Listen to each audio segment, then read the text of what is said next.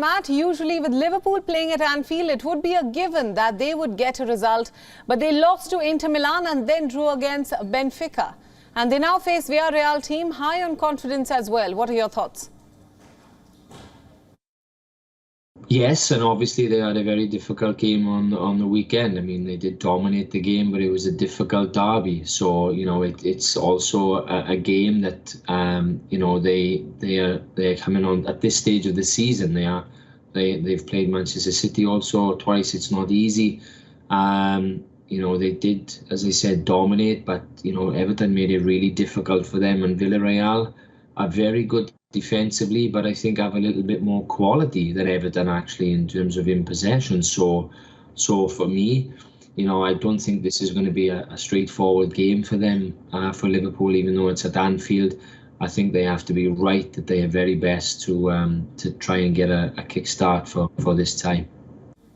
Right, but would the experience of having played Everton on Sunday come in handy? The Spanish side are expected to be compact and hit on the counter, but Liverpool seem to have talent, Klopp, and that can be summoned off the bench to change a game.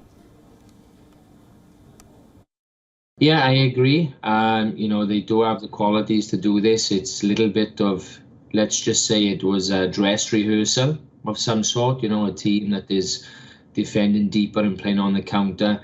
Villarreal will try to beat through Liverpool's high press with their quality in possession also. Unai Emery, for all his lack of success, shall we say, at Arsenal, where we saw him every week in the Premier League in England.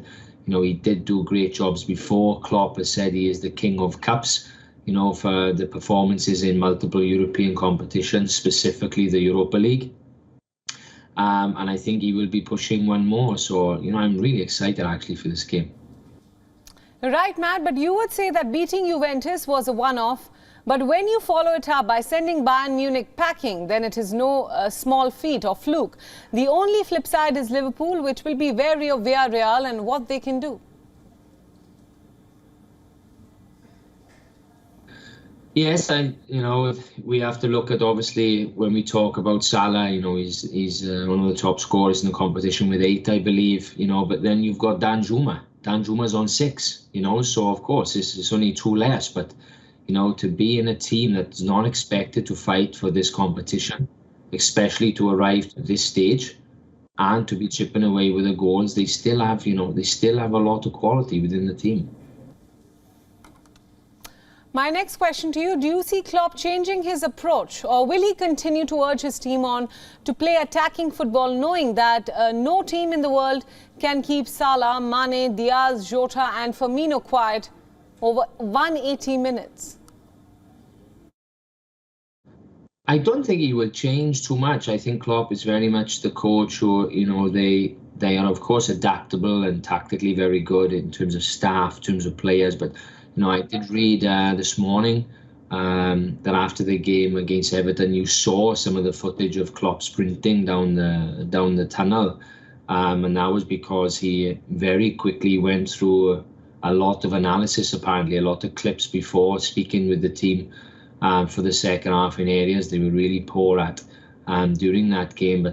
But I think maybe when we look at personnel, there's a good chance that maybe Konate will come in and play alongside Van Dijk. Henderson, I think, as captain, he will want him to lead and come into the team. And then obviously Diaz he's something a little bit special, isn't he, during this moment?